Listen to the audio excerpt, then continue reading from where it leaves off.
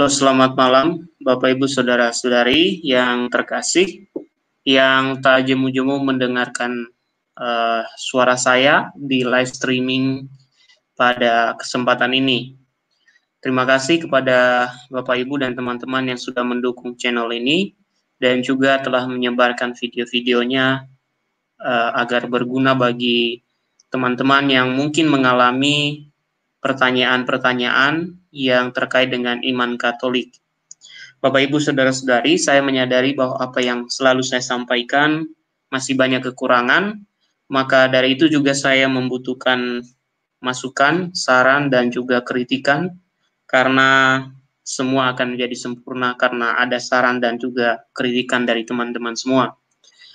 Pada malam hari ini, saya membahas beberapa pembahasan terkait dengan tuduhan yang saya saksikan di Facebook, karena saya juga cukup aktif di Facebook.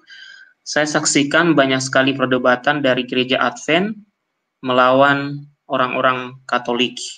Dan dalam diskusi mereka, banyak sekali tuduhan-tuduhan yang memang berasal dari buku Ellen G. White yang mereka akui sebagai salah seorang nabi menurut mereka.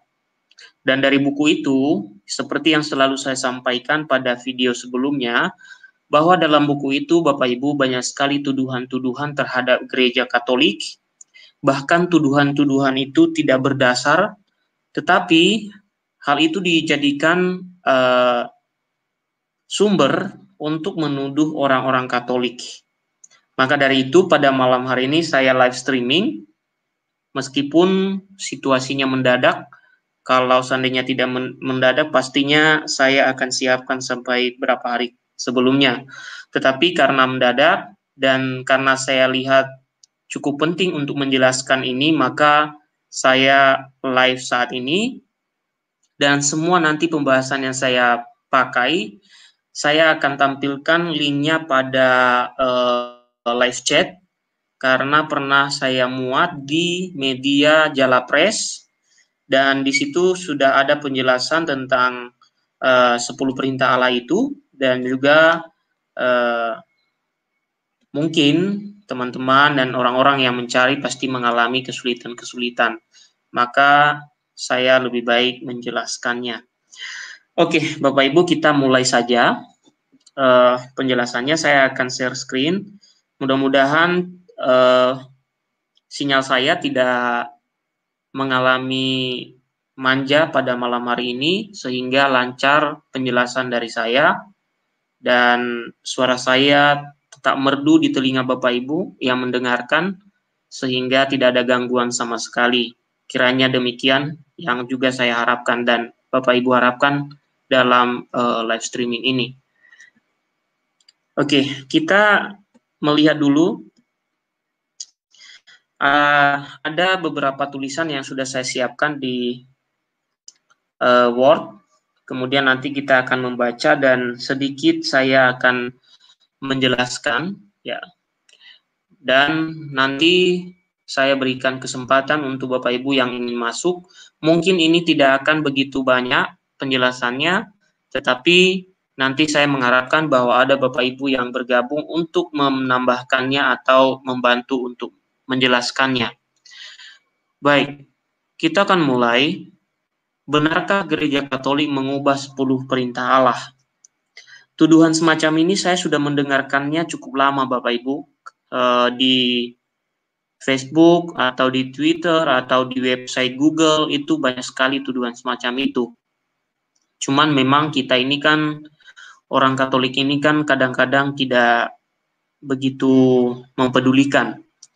Oh ya, sebelum saya lanjutkan Bapak Ibu, tolong beritahukan ke saya kalau suara saya yang merdu ini tidak terdengar di telinga Bapak Ibu ya. Oke, siapa tahu tidak terdengar. Jadi Bapak Ibu, ini tuduhan-tuduhan yang sudah cukup lama, tetapi meresahkan juga ya kalau kita tidak jawab. Meresahkan dan membuat orang-orang bingung. Nah, bagi gereja Katolik sebenarnya Bapak Ibu, penghinaan, fitnah, dan tuduhan tidak benar itu sudah terjadi dan sudah menjadi hal biasa. karena itu terjadi sejak abad pertama, ya. Seperti kita ketahui Bapak Ibu, pada abad pertama itu banyak aliran-aliran sesat, dan aliran sesat itu pun menuduh gereja Katolik. Maka bagi gereja Katolik, ya, hal menuduh itu sebenarnya hal biasa, sehingga bisa dikatakan kadang-kadang kebal, ya. Kalau bahasa gaulnya, telinganya sudah tebal untuk mendengarkan tuduhan-tuduhan itu, ya. Sehingga sedikit sekali para pastor yang menanggapi. Ya, hanya saya awam ini yang menanggapi. Jadi para pastor mungkin juga pikir, untuk apa ini? Kita ini sudah tebal telinga kita untuk mendengarkan tuduhan-tuduhan itu. Tetapi ya, ada baiknya juga kita jelaskan, karena kasihan umat-umat yang tidak begitu mengerti. Bukan tidak mengerti, tapi tidak begitu mengerti. Ya, karena kita semua memang tidak ada yang tidak mengerti. Oke? Jadi sejak abad pertama, Bapak Ibu, gereja Katolik itu menjadi bulan-bulanan para bidat, ya. Namun meskipun gereja Katolik menghadapi tuduhan yang bertubi-tubi itu, ya, tetapi bisa kita saksikan sampai sekarang, Bapak Ibu, ya. Sampai sekarang itu tetap kokoh, ya. Tetap kokoh, tidak ada satupun yang berpengaruh apa-apa. Justru kalau kita saksikan, itu banyak sekali aliran sesat yang sudah hilang atau metamorfosa menjadi aliran-aliran baru, ya, aliran baru pada abad ke-20-21 ini. Meskipun demikian, tetapi aslinya sudah musnah, ya, sudah musnah, lalu dia membentuk aliran-aliran baru. Tetapi dari situ kita tahu bahwa Tuhan masih melindungi gereja Katolik yang selalu dituduh, ya. Kalau saya bisa gambarkan tuduhan terhadap gereja Katolik itu, Bapak Ibu, seperti di empat penjuru angin, ya, atau empat penjuru dunia, ya. Jadi ada lintang utara, lintang selatan, bujur timur, bujur barat. Jadi dari empat penjuru itu diserang habis-habisan, ya. Baik dari saudara mudanya maupun dari non, ya, atau saudara sepupu, ya. Jadi sudah kebal dengan tuduhan-tuduhan itu, karena kadang tuduhan yang dilontarkan itu bukan karena tahu, tapi karena tidak tahu, ya. Maka memang kewajiban kita untuk memberitahu, meskipun bukan tahu yang ada di pasar. Kalau tahu yang ada di pasar itu namanya jadi lauk kita untuk makan. Oke, saya lanjutkan, Bapak Ibu. Jadi salah satu tuduhan yang konyol dan tidak berdasar menurut saya, Bapak Ibu, yaitu tuduhan dari aliran Advent, ya, yang mengatakan bahwa gereja Katolik itu mengubah 10 perintah Allah, ya, mengubah 10 perintah Allah. Mungkin, ya, itu karena ketidaktahuan sebenarnya. Mereka ini tidak tahu sejarah, karena yang mereka baca itu karangannya Ellen G. White. Ellen G. White ini adalah seorang yang dianggap sebagai nabi, tetapi kalau melihat kesaksian hidupnya, itu tidak layak disebut seorang nabi. Dia itu lebih layak disebut sebagai seorang dukun, ya. Karena apa? Tulisan-tulisan yang dia buat itu tidak ada sumber sama sekali dari sejarah. Meskipun ada dari kitab suci, dia comot-comot, ya, sepotong-sepotong untuk mendukung tuduhannya. Coba bayangkan, Bapak Ibu, ketika Yesus dicobai di padang gurun, iblis itu juga mengutip kitab Mazmur, loh, ya. Kitab Mazmur dia kutip untuk mengelabui Yesus. Apa yang dia katakan? Jatuhkan dirimu dari bubungan bait Allah, nanti malaikat Allah akan menatang engkau sehingga kakimu tidak terantuk kepada batu. Nah, Ellen G. White ini juga dia memakai kitab suci untuk menuduh gereja Katolik. Tetapi sayangnya, ketika dia memakai kitab suci menuduh gereja Katolik, dia tidak mempunyai referensi tafsir. Coba bayangkan, kalau seseorang buta, ya, orang buta menuntun orang buta, itu buta semua, ya, tidak akan sampai tujuan. Ini yang selalu didengungkan oleh aliran Advent ini. Dan di mana-mana, mau dia nyerang Protestan iya, nyerang aliran Calvinis iya, nyerang gereja Katolik iya, nyerang Pentakosta iya, semua dia serang. Ya, semua diserang. Seolah-olah dia sendiri yang benar itu. Dia sendiri, tok. Ya, dia sendiri dan nabinya Ellen G. White itu yang benar. Jadi semua diserang. Pokoknya yang bukan Advent semua diserang sama dia. Entah dituduh apalah. Yang saya baca tadi, ya, dalam tulisan Ellen G. White, dia mengatakan bahwa Katolik itu, ya, diikuti oleh Protestan, lalu Protestan yang lain juga mengikuti yang lain. Ya. Jadi semua diserang oleh dia. Entah dia memakai dalil apa, ya, entah apapun yang dia sebutkan di situ, entah dia lihat ngomong tanduk di dalam kitab suci, ngomong apa dalam kitab suci, dia tafsirkan semaunya. Kalau bahasa gaulnya itu seenak perutnya, ya. Jadi dia tafsir semua, dia serang semua. Pokoknya kamu bukan Advent, serang pokoknya, ya. Kamu semua adalah sesat, begitu kira-kira. Nah, Bapak Ibu Saudara-saudari, nah, secara khusus tadi saya membaca, kebetulan yang dituduhkan itu adalah Gereja Katolik dengan mengutip, ya, beberapa tulisan, ya, dari imankatolik.or.id. Lalu dia menampilkan di situ perbandingannya, ya, lalu dia tempelkan di situ juga yang berasal dari kitab suci. Nah, lalu dia berkata, perhatikan bahwa itu berbeda. Sehingga dia mengatakan yang punya Katolik itu sudah dipalsukan, sudah diubah-ubah, kata dia. Ya, nama orang yang membagikan tadi tulisan itu namanya Diana. Coba dibuka di Facebook nanti Bapak Ibu, namanya Diana, ya. Dia ada juga di dalam Vox Veritatis, ya. Komunitas Injil Kerajaan Allah, dia ada di dalam sana juga. Saya kurang tahu Bapak Ibu nanti ada di grup itu atau enggak. Dia itu semua isinya menghujat, ya. Oke. Sekarang kita melihat apakah benar Gereja Katolik itu mengubah, atau justru Ellen G. White dan pengikutnya itu tidak mempunyai pengetahuan tentang sejarah. Nah, seperti ini faktanya Bapak Ibu. Kita lihat faktanya. Ya. Kita lihat faktanya yang pertama. Pertama Bapak Ibu, perlu kita ketahui bahwa kitab suci yang kita punya pada awalnya itu tidak mempunyai yang namanya pasal, tidak mempunyai yang namanya ayat. Makanya kalau Bapak Ibu membaca, ya, misalnya manuskrip itu jarang yang ada di situ ditulis ayat. Semua nyambung. Ya, jarang ada ayat. Kenapa? Karena memang dulu tidak pernah ada pemikiran akan menjadi suatu ayat atau bab di situ. Tidak ada.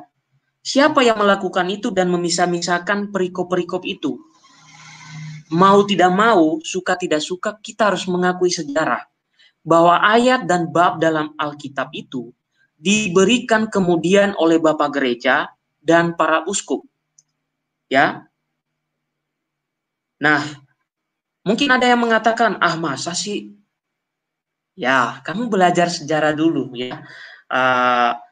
Salah satu uskup yang memberikan pasal atau bab itu bernama Stephen Langton. Nah, Bapak Ibu nanti coba dicari di Google, namanya Stephen Langton. Itu beliau itu seorang uskup dari Inggris kalau tidak salah, ya, agak lupa sedikit, tidak apa-apa. Ya. Oke, ada yang komentar. Nah, jadi jangan play victim, Anda yang play victim. Tulisan Ellen G. White itu saya tunjukkan pada Anda PDF-nya nanti, semuanya menyerang Gereja Katolik. Ya, Wendy jangan play victim. Anda itu yang play victim. Ya. Ya, silakan saja, tapi saya jelaskan dulu, nanti saya tanggapi. Saya tunjukkan pada Anda nanti ininya, tulisan dari Facebook orang-orang Advent, ya. Oke. Silakan saja Anda play victim di situ, ya. Saya tunjukkan pada Anda nanti. Tenang aja. Ya. Pertama Bapak Ibu, ayat dan bab dalam Alkitab itu diberikan kemudian oleh Bapak Gereja, ya, oleh Bapak Gereja. Salah satu uskup yang memberikan kontribusinya terhadap ayat dan bab kitab suci bernama Stephen Langton. Silakan di search di Google namanya Stephen, ya, tulisannya Stephen Langton, bukan Stephen pakai V, ya, Stephen Langton, ya. Oke. Demikian pula Bapak Ibu, penomoran 10 perintah Allah tidak ada dalam Alkitab. Ya, kalau Anda membuka Alkitab, di situ tidak ada yang mengatakan ini nomor 1, ini nomor 2, ini nomor 3. Tidak ada. Kalau Anda mengatakan urutannya, kelihatannya urutannya 1, 2, 3, maka itu benar. Kelihatannya urutannya, tetapi soal pemberian nomor, itu baru diadakan kemudian. Kenapa Bapak Ibu? Anda membaca kitab suci Kisah ketika loh batu itu pecah. Ya bukan? Ketika Nabi Musa ya mengambil ya loh batu itu di atas Gunung Sinai, kemudian dia turun, dia melihat Harun dan orang Israel menyembah lembu emas, lalu dia banting. Ya, dia banting loh itu lalu pecah. Oke, dia banting lalu pecah. Oke, lalu Allah memanggil lagi Musa, ya kan? Oke, jadi itu kejadiannya adalah nyata. Dan ketika Allah memberikan 10 perintah Allah, tidak ada kata-kata Allah, "Hei Musa, tulis." Yang pertama adalah, yang kedua, yang ketiga. Dan dalam kitab suci kita tidak ada nomor. Yang ada ayat. Kenapa demikian? Karena di kemudian hari diberikan nomor 1, nomor 2, nomor 3. Ya, diberikan, baru diberikan kemudian. Jadi tidak ada sama sekali nomor-nomor itu pada awalnya. Dan bahkan Bapak Ibu kalau menemukan manuskrip yang sesungguhnya atau deed scroll, ya, membaca deed scroll itu tidak ada yang namanya bab, pasal, ayat, tidak ada. Bahkan nomor-nomor dari 10 perintah Allah itu. Ya. Nah, sekarang pertanyaannya, dari mana nomor-nomor itu? Kok bisa ada nomor-nomor itu? Ya, mungkin ada yang bertanya, ya, mungkin ada yang bertanya, dari mana nomor-nomor itu? Nah, inilah yang saya katakan yang tidak diketahui oleh pengikutnya Ellen G. White, ya. Ya, jadi kalau di situ dari penganut yang ini apa? Dari penganut Advent itu masih ngotot, ini saya tunjukkan gambarnya ya. Ini screenshot dari Facebook bernama Diana. Coba Anda cari tahu ini siapa. Ya, coba Anda cari tahu ini siapa. Perhatikan gambarnya, perhatikan ini. Jadi Anda jangan play victim dulu di situ. Ya, saya punya bukti, jadi saya tidak menuduh apa-apa. Perhatikan.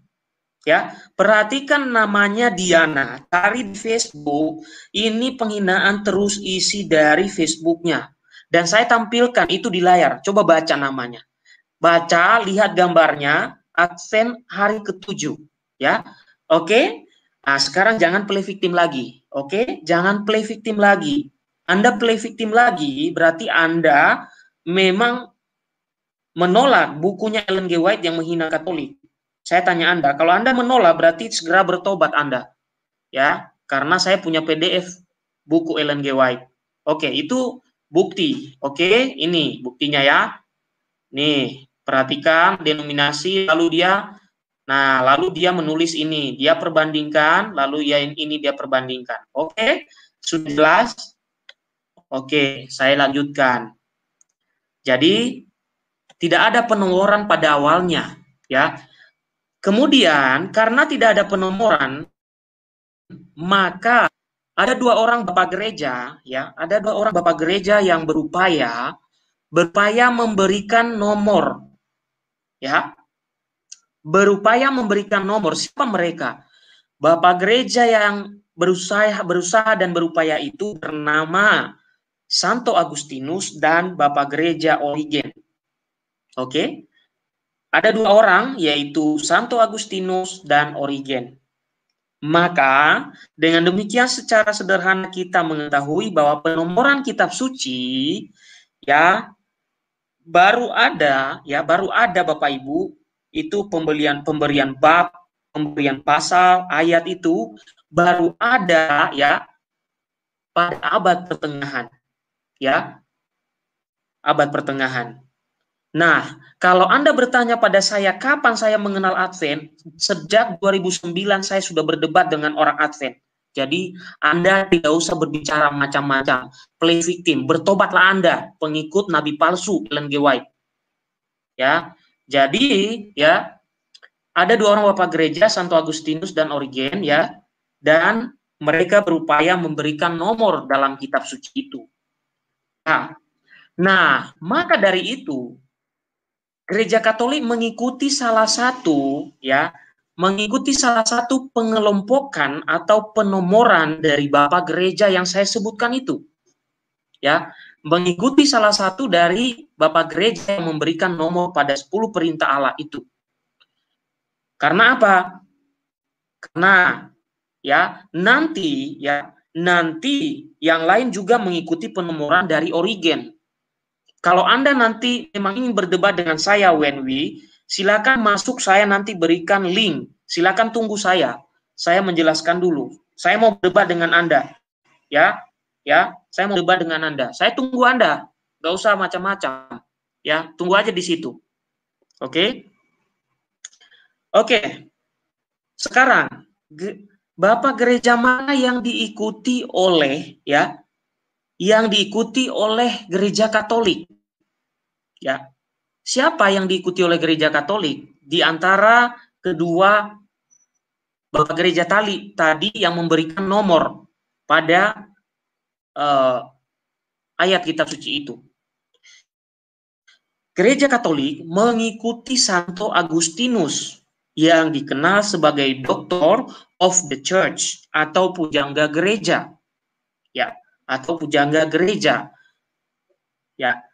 Gereja Katolik mengikuti pengelompokan atau penomoran 10 perintah Allah menurut Santo Agustinus. Bagaimana pengelompokan menurut Santo Agustinus?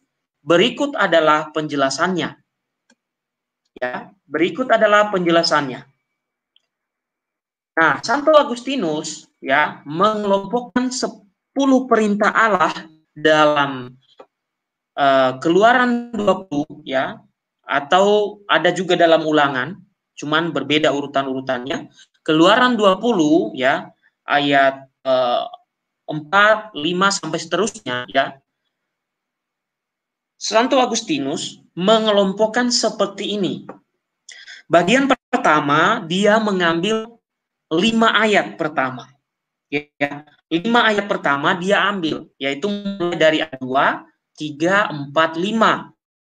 Yaitu, Akulah Tuhan Allahmu, jangan ada Allah lain di hadapanku, jangan membuat bagimu patung yang menyerupai apapun yang ada di langit dan di bumi, dan jangan sujud menyembah kepadanya. Dia memulai, Santo Agustinus memulai dari ayat 2 sampai 5. Kemudian, urutan nomor 2, dia mengambil ayat 7. Yaitu menyebut nama Tuhan Allahmu dengan tidak hormat. Pada ayat 7. Oke? Kemudian nomor 3 dia ambil ayat 8. Oke? Ingatlah dan kuduskan hari Sabat. Hari Tuhan. Ayat 8. Keempat, dia mengambil ayat 12. Hormatilah ayahmu dan ibumu. Lalu nomor 5, dia mengambil ayat 13. Jangan membunuh. Nomor 6, dia mengambil ayat 14. Jangan berzina.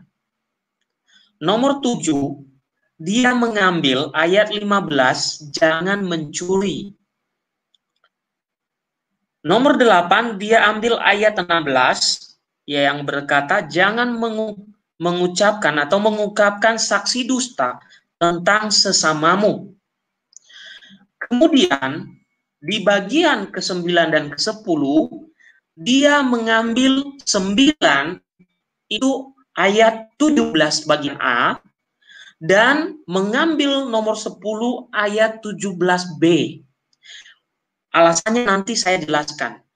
Nomor 9 Agustinus memberi nomor 9 yaitu jangan mengingini istri sesamamu, yaitu ayat 17a. Lalu nomor 10, jangan mengingini hak milik sesamamu, ayat 17b. Santo Agustinus mempunyai alasan Bapak Ibu, ya. Dia mempunyai alasan mengapa dia memisahkan. Ya, kenapa dia memisahkan? Ya. Nah, alasannya adalah Santo Agustinus ya memisahkan ayat 17a dan 17b mengingini istri sesama dan hak milik karena Santo Agustinus berpandangan bahwa manusia atau perempuan itu lebih berharga daripada harta milik atau hak milik. Maka perempuan atau istri perlu diperlakukan sebagai citra Allah yang dihormati sebagai manusia, sama dengan laki-laki. Jadi itu sebabnya mengapa dia pisahkan, jangan mengingini istri sesamamu dan jangan mengingini hak milik sesamamu atau harta sesamamu atau kambing atau apa. Ya. Itu sebabnya gereja Katolik juga sama, mengikuti cara yang dipakai Santo Agustinus. Ya, memisahkan antara mengingini istri sesama dan kepunyaan sesama atau hak milik.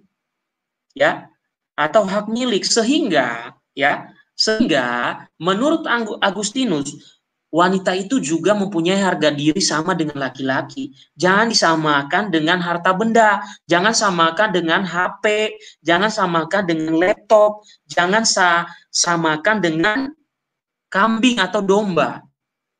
Ya, jangan samakan dengan kambing atau domba. Jangan Anda play victim when Anda mengatakan di YouTube. Sekarang saya tanya di media lain ada nggak? Kalau ada ya nggak usah berbohong, Anda itu bersaksi dusta. Kalau udah mati Ellen G. White itu, ya baca bukunya, nggak ada referensi bukunya. Bukunya semua buku konspirasi. Jadi Anda jangan mengajari saya sudah belajar tentang Anda. Jadi kalau Anda keluar di situ, ya Anda yang play victim, ya. Oke, sekarang itu yang diikuti oleh gereja Katolik. Kemudian kita melihat bagaimana gereja Katolik ya mengambil apa yang sudah dibuat oleh Santo Agustinus lalu memasukkannya ke dalam puji syukur ya, memasukkannya ke dalam puji syukur dengan urutan yang sama dengan yang dibuat oleh Santo Agustinus, hanya saja diperpadat maknanya. Oke, diperpadat maknanya. Apa yang diperpadat maknanya? Coba kita lihat ya. Yang pertama, jangan menyembah berhala, berbaktilah kepadaku saja dan cintailah aku lebih dari segala sesuatu. Mengapa ini diperpadat di dalam puji syukur yang dipunyai oleh gereja Katolik? Padahal maknanya sama dengan yang dibuat oleh Santo Agustinus, ya. Sama yang dibuat oleh Santo Agustinus tadi maknanya sama. Tapi mengapa diperpadat di dalam puji syukur? Karena apa? Karena menyembah berhala itu tidak hanya memperlakukan patung sebagai Tuhan, tetapi juga menyembah harta benda yang lain. Maka kata Yesus, di mana hartamu berada, di situ hatimu berada. Artinya apa? Menyembah berhala tidak hanya memperlakukan patung sebagai Tuhan, atau memperlakukan benda-benda mati sebagai Tuhan, tapi juga adalah memperlakukan uang, harta benda, atau apapun yang kita punya sebagai Tuhan, itu juga adalah penyembahan berhala. Maka diperpadat oleh gereja Katolik. Sama maknanya dengan ayat Keluaran 20 tadi, ayat 2, 3, 4, dan 5. Kemudian yang kedua, jangan menyebut nama Tuhan Allahmu dengan tidak hormat. Ya, dengan tidak hormat. Ini sama dengan yang dibuat oleh Santo Agustinus. Kemudian yang ketiga, kuduskanlah hari Tuhan. Ada mungkin yang bertanya, kenapa tidak kuduskanlah hari Sabat? Karena yang kita ikuti sekarang itu Yesus, bukan yang merayakan Sabat yang sok-sok Yahudi seperti Ellen G. White. Padahal dalam kitab suci banyak mengatakan bahwa perjanjian lama itu menuntun kepada Kristus, bayangan kepada perjanjian akan datangnya Kristus. Tetapi pengikutnya Ellen G. White itu menghormati Sabat, entah Sabat dari mana. Tidak ada aturannya, tidak sama dengan Yahudi. Kalau Yahudi mereka punya aturan kalau mereka merayakan Sabat. Kalau Anda bekerja pada hari Sabat, menurut orang Yahudi harus dibunuh. Itu aturannya, tidak boleh. Yesus mengatakan, ya, di dalam kitab suci dia membela murid-muridnya yang memetik gandum pada hari Sabat. Ya, membela murid-muridnya. Bahkan dia tidak pernah mengajarkan kepada murid-muridnya, "Hei, kamu pelihara aturan Sabat. Kamu rayakan Sabat, kamu harus ke sinagoga." Ya, tidak ada. Dan Ellen G. White yang ada pada abad 1920 itu dia sok Yahudi, tapi dia tidak pernah mengajarkan ajarannya Sabat Yahudi, tapi dia mengarang bebas. Karena apa? Dari awalnya kemunculan Ellen G. White itu kebohongan yang ada dalam tulisannya. Kebohongan-kebohongan, dia menuduh gereja Katolik sebagai antikristus, dia menuduh gereja Katolik sebagai pelacur dan Babel. Itu semua yang ada di dalam buku yang dia punya. Itu yang dia tulis, dan itu kerjanya dia itu fitnah. Ya, fitnah aja kerjanya, tidak ada kerjanya selain itu. Ya, maka sejak kemunculannya sudah ketahuan kok bahwa Ellen G. White itu menyebarkan ajaran kesesatan. Ya, ajaran kesesatan. Karena apa? Karena yang dia sebarkan itu tidak mempunyai dasar. Ya, tidak mempunyai dasar sama sekali. Ya, dia menuduh Katolik sebagai sebagai antikristus, sebagai tanduk dalam Daniel, sebagai pelacur besar, sebagai pembuang agama-agama, denominasi-denominasi, dan lain sebagainya. Banyak sekali tuduhan-tuduhan terhadap gereja Katolik yang cukup ngeri menurut saya, ya. Cukup ngeri menurut saya, karena apa? Karena dia mengabarkannya dengan brutal. Kenapa brutal? Dan dia hanya mengutip sebagian kecil dari kitab suci, dia tidak tahu sejarah, dia asal-asalan dia ngomong begini begitu, tetapi padahal sebenarnya nggak ada yang dia tuduhkan itu. Ya, jadi dia membuat semua konspirasi, terutama dalam bukunya The Great, ya, The Great Kontroversial, ya. Dia mempunyai buku yang berjudul yang berjudul The Great Kontroversial, yang ditulis 1911. Ya. Oke, dia tulis buku yang berjudul kontroversial, ya. The Great Controversy tahun 1911, ya. Oke, nanti saya tunjukkan kepada WNW di sini ya. Saya tunjukkan kepada Anda nanti ya, apa yang Anda sekarang ngeyel-ngeyel di live itu ya.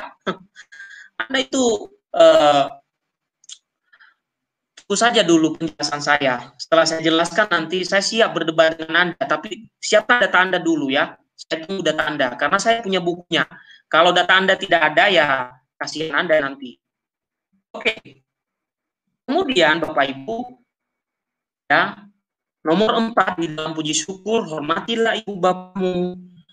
5, jangan membunuh. 6, jangan berzina. 7, jangan mencuri. 8, jangan bersaksi dusta tentang sesama. 9, jangan mengingini istri sesamamu. Dan 10, jangan mengingini milik sesamamu secara tidak adil. Bagi yang 9 dan 10 ini mengikuti Santo Agustinus yang membuat penomoran yang memisahkan antara harta benda dan juga antara istri, sehingga istri itu mempunyai derajat yang sepadan dengan laki-laki, ya, dan tidak sepadan dengan harta benda. Harta benda itu lebih rendah daripada istri, sehingga dipisahkan oleh Santo Agustinus itu sebagai bentuk penghormatan kepada perempuan. Sekilas memang 10 perintah Allah dalam puji syukur berbeda dengan poin kedua. Namun perlu kita ketahui bahwa kitab suci juga perlu ditafsirkan. Maka puji syukur menafsirkan apa isi dari ayat yang ada pada poin kedua yang dibuat oleh Agustinus dan memperluas makna dari kata berhala itu. Karena berhala bukan hanya patung yang dituhankan, melainkan hal-hal yang berkaitan dengan duniawi yang mengikat manusia seperti uang, nafsu, dan lain sebagainya. Oleh sebab itu, tidak ada perbedaan makna antara 10 perintah Allah pada poin kedua dalam urutan Santo Agustinus dengan 10 perintah Allah dalam puji syukur. Nah, sekarang pertanyaannya, siapa yang diikuti oleh denominasi dan gereja-gereja lain? Mengapa berbeda? Tadi saya sudah katakan, ya, gereja Katolik mengikuti Santo Agustinus dan gereja-gereja, mulai dari gereja Ortodoks, gereja denominasi Protestan, mereka mengikuti urutan yang dibuat oleh Origen, ya. Origen itu dikenal sebagai bapak gereja yang pada suatu waktu pernah mengajarkan doktrin yang tidak sesuai dengan kitab suci. Salah satu ajarannya adalah mengajarkan bahwa jiwa-jiwa yang berada di neraka pada akhirnya masuk surga. Nah, Origen inilah yang diikuti oleh, ya, penomoran yang diikuti oleh Protestan dan gereja Ortodoks. Bagaimana urutan dari Origen? Begini urutannya. Pertama, ya, akulah Tuhan Allahmu yang membawa engkau keluar dari Mesir, dari tempat perbudakan. Dia mengambil ayat 2 dan ayat 3. Yang kedua, jangan membuat bagimu patung yang menyerupai apapun yang ada di langit, di bumi, dan di dalam bumi. Dia ambil ayat 4. 3, jangan menyebut nama Tuhan Allahmu dengan sembarangan. Dia ambil ayat 7. 4, ingatlah dan kuduskanlah hari Sabat. Dia ambil ayat 8. 5, hormatilah ayahmu dan ibumu. Dia ambil ayat 12. 6, jangan membunuh. Dia ambil ayat 13. 7, jangan berzina. Dia ambil ayat 14. 8, jangan mencuri. Dia ambil ayat 15. 9, jangan mengungkapkan saksi dusta atau mengucapkan saksi dusta tentang sesamamu. Dia ambil ayat 9. Kemudian di sini tadi letak perbedaannya, Bapak Ibu. Pada ayat ini, ya, Origen atau Origenes kalau di bahasa Indonesianya, ya, bagian 10 ini perbedaannya dengan Katolik adalah kalau Santo Agustinus dia memisahkan yang ini dia jadikan nomor 9, ya, ini dia jadikan nomor 9, yang bagian ini, bagian 17B dia jadikan nomor 10. Itu yang dilakukan oleh Agustinus dan itu yang diikuti oleh Katolik. Nah, sementara teman-teman yang mengikuti Origen, termasuk teman-teman Protestan dan Ortodoks, ini disatukan antara jangan mengingini rumah sesamamu, jangan mengingini istrinya, atau apapun yang menjadi milik sesamamu. Ini digabungkan semua, ayat 17a dan b. Sementara Santo Agustinus tadi memisahkan yang jangan mengingini istri sesama satu, ya, bagian nomor 9, kemudian jangan mengingini milik sesamamu, dia jadikan nomor 10. Dalam konteks tertentu sebenarnya tidak ada perbedaan. Perbedaannya adalah bahwa Santo Agustinus itu membedakan istri dengan harta benda, atau memandang bahwa istri atau perempuan itu lebih tinggi derajatnya daripada sekedar menyamakan dengan harta milik.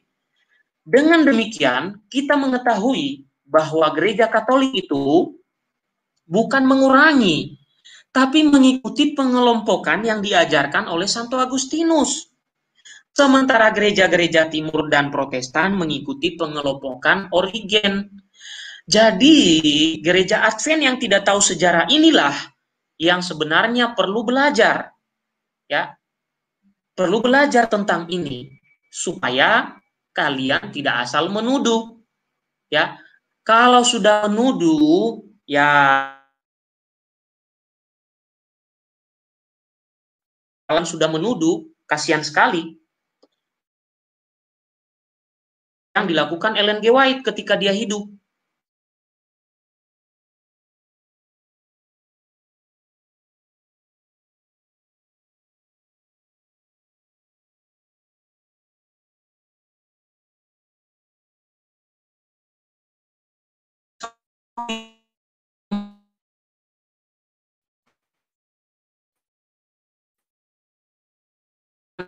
Sekarang saya coba ambil dulu bukunya supaya saya tidak dipikir apa namanya seperti yang disampaikan oleh saudara kita yang tadi play victim itu menuduh saya play victim, supaya saya tidak dikatakan ngarang-ngarang.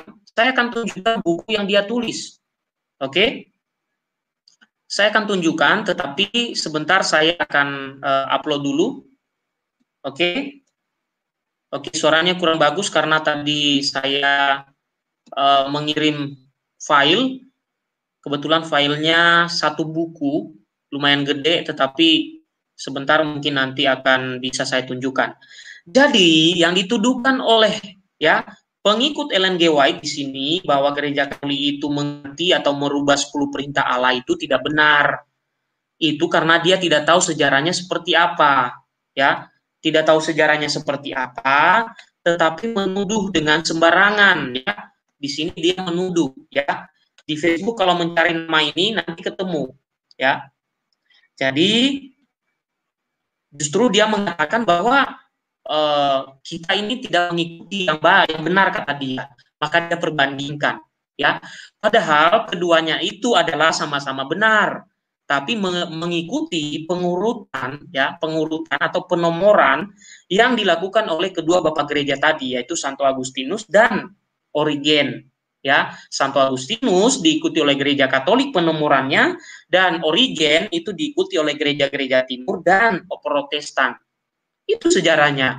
Tapi kalau tanya kepada pengikut Ellen G. White, pasti mereka nggak tahu, karena mereka tidak punya sejarah sama sekali. Bahkan mungkin kita bisa mengatakan bahwa mereka itu sudah hilang dalam sejarah, ya, sudah hilang dalam sejarah. Nah, sekarang sambil saya menunggu terkirim file atau saya buat file-file buku yang saya akan tunjukkan.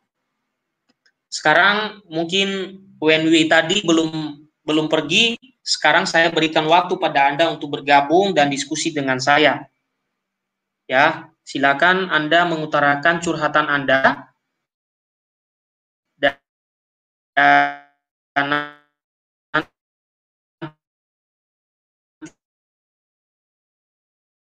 suka sekali menuduh gereja Katolik dengan hal-hal yang tidak benar. Tapi untuk Anda buku The Great Controversy, ya, tahun 1911 katanya di sini sih, ya. Saya kurang tahu apa Ellen G. White dulu mengadakan riset atau apa, ya mungkin saja. Nah, sambil saya tunggu yang masuk, entah itu orang Katolik atau siapapun yang masuk, sambil saya coba buka dulu data dan file saya, tentang buku The Great Controversy ini ya. Saya coba buka dokumen saya.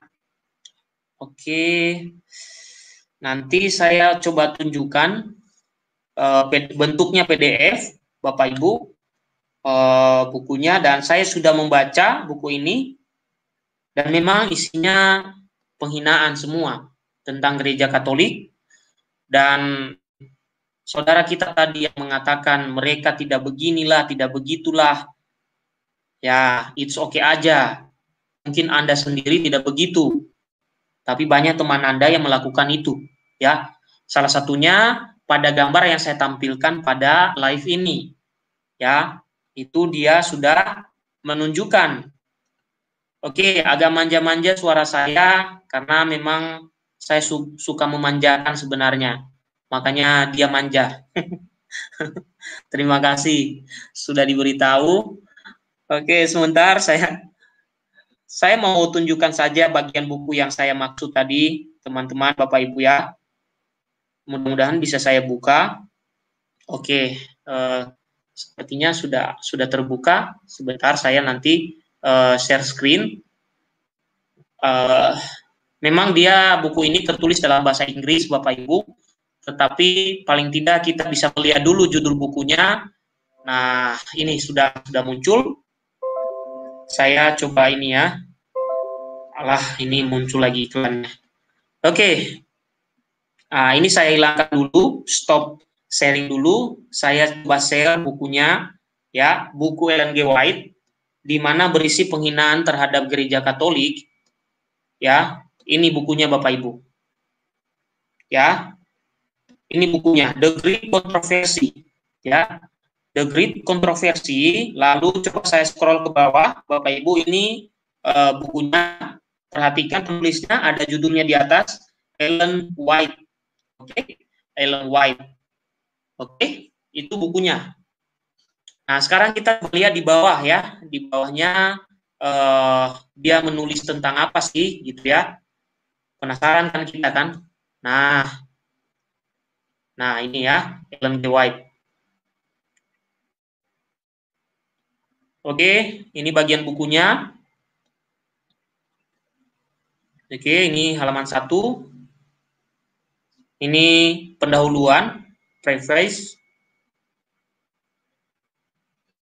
Ini pengantar, introduction. Ya. Oke, ini introduction. Oke, sekarang kita coba lihat bagian bawah lagi. Oke, tadi kembali ke atas ya tadi ya. Kita pelan-pelan saja sebelum saya menunggu orang yang mau bergabung. Nanti kita lihat bagian-bagian di mana tuduhan-tuduhan yang dia buat.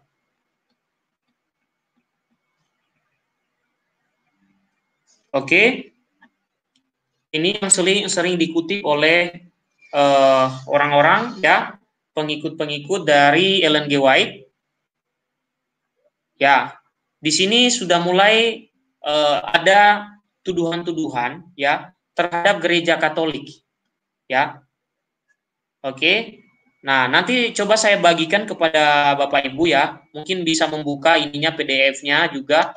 Saya bagikan di live chat. Mungkin Bapak Ibu bisa buka, ya. Saya bagikan di live chat.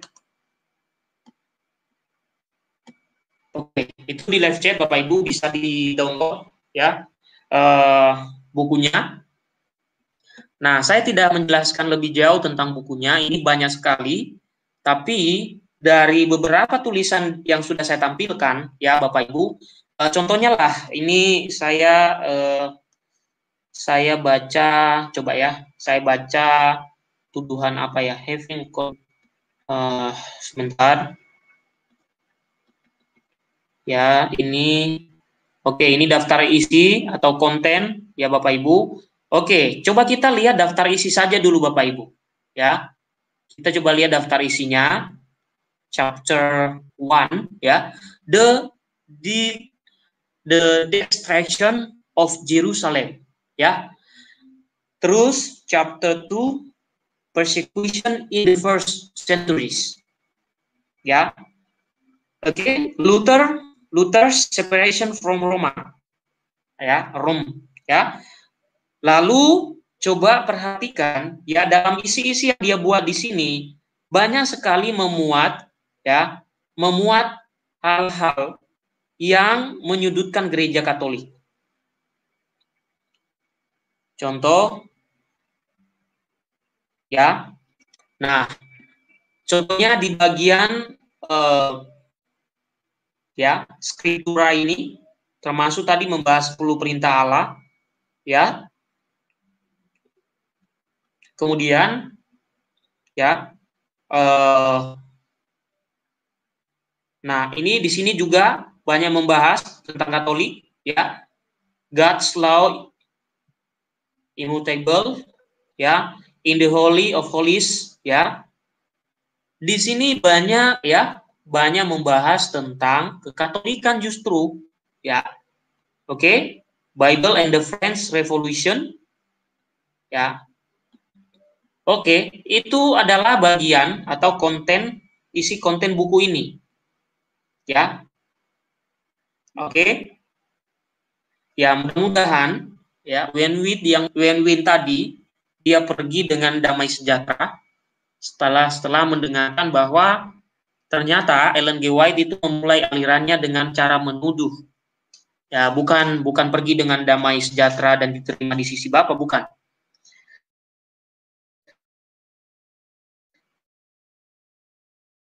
Ya.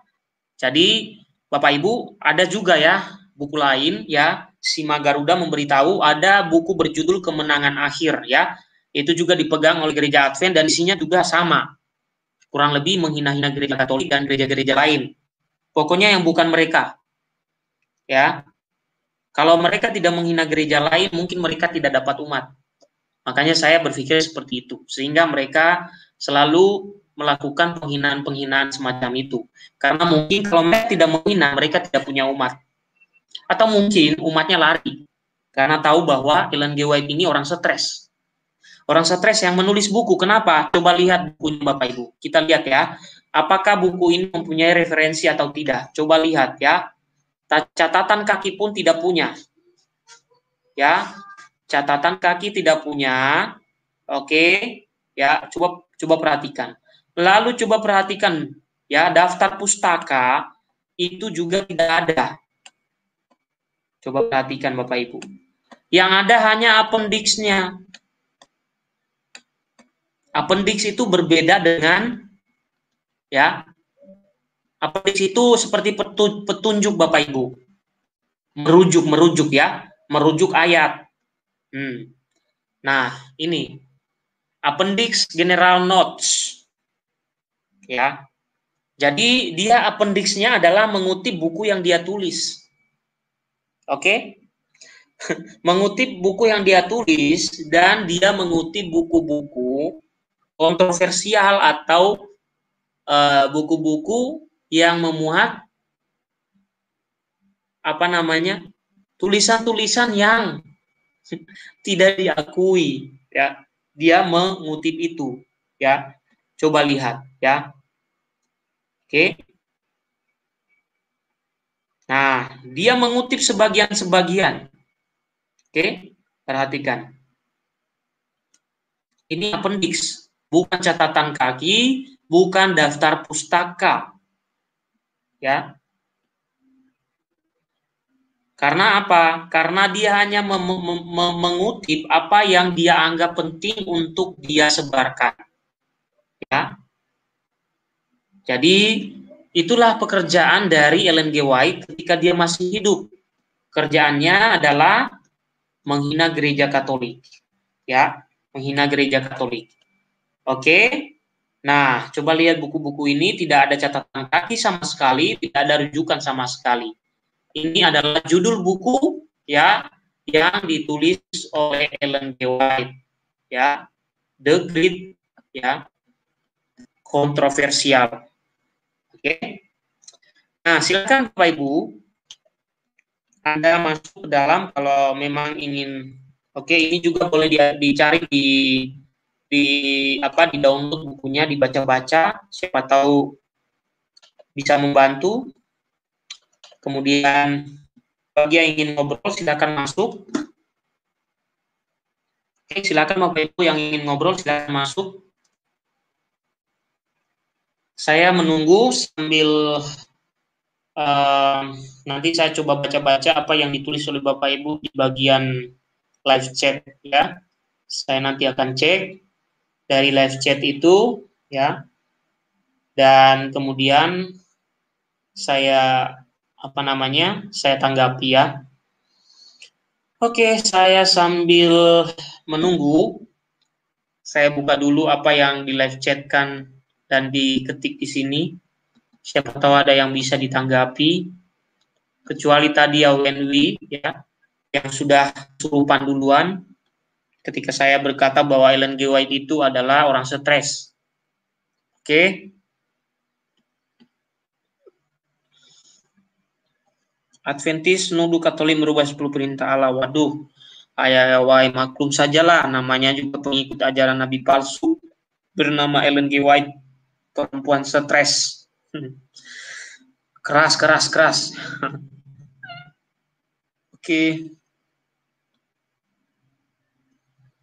Oke, ini tadi sumber dari yang saya jelaskan ya Bapak Ibu. Oke, terima kasih sudah diberitahukan.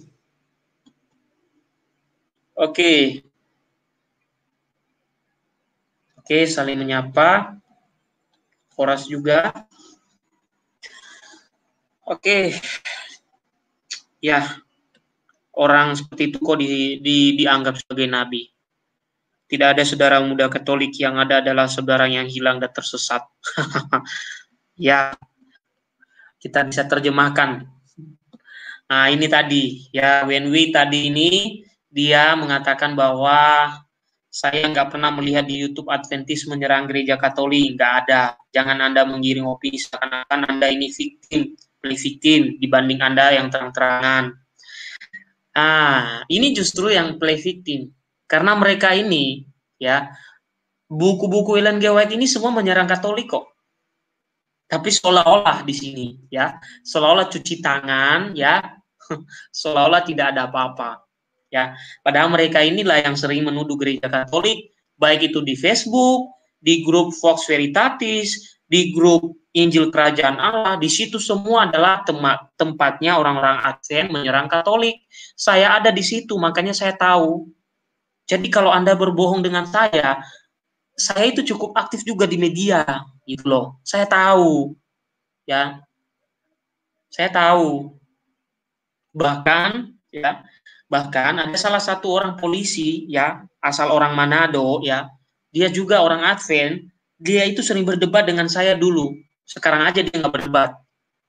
Dulu waktu saya 2009, ya, masih SMA saya, 2009, ya, masih SMA, itu saya sudah mendebat dia. Gitu ya, 2009, 2010, itu saya masih duduk di bangku SMA, kelas 1, kelas 2. Dan dia mendebat saya di situ. Jadi kalau Anda mengatakan kalian tidak pernah menyerang gereja Katolik, ya melalui buku-buku Ellen G. White jelas, melalui media-media jelas. Apa yang Anda tutupi? Makanya saya terang-terangan karena Anda menutupi. Ya, jadi kalau tidak ada di YouTube, ada di website. Tidak ada di website, ada di Facebook, di mana saya ada di dalam grupnya. Ya, bahkan itu di dalam setiap harinya itu, ya selalu itu buku ini yang dikutip, The Great Controversy ini dikutip, kan tadi buku itu kan seperti ada nomor-nomor, ya, itu yang diambil lalu dimuat di Facebook, lalu berdebat dengan orang Katolik di situ. Ya, karena saya ada, saya tahu, jadi nggak usah takut kalau saya meluruskan kesalahpahaman kalian itu, ya. Oke, yang penting saya tidak maki-maki kalian lah ya. Saya secara akademik saya menjawab, oke?